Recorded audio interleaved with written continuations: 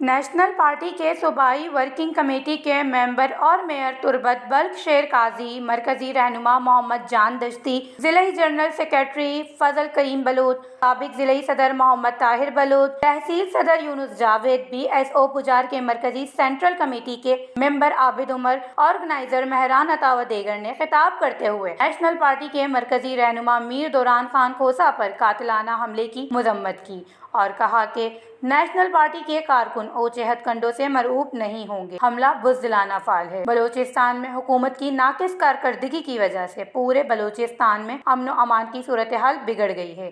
انہوں نے حکومت بلوچستان اور انتظامیہ سے مطالبہ کیا کہ واقعے میں ملوث عناصر کی گرفتاری جلد عمل میں لائی جائے۔ بصورت دیگر نیشنل پارٹی بلوچستان بھر میں احتجاجی تحریک چلانے کا حق محفوظ رکھتی ہے۔ انہوں نے کہا کہ نیشنل پارٹی نے ہر وقت بلوچستان اور بلوچوں کے حقوق کی بات کی ہے۔ نیشنل پارٹی کے لیڈر کبھی بھی بلوچستان کے حقوق پر سمجھوتے نہیں کریں گے۔ نیشنل پارٹی کے ورکرز کو زد خوف کرنے پر کچھ حاصل نہیں ہوگا۔ نیشنل پارٹی کے ورکرز جان دینے سے گریز نہیں کریں گے۔ Watch news, Balochistan.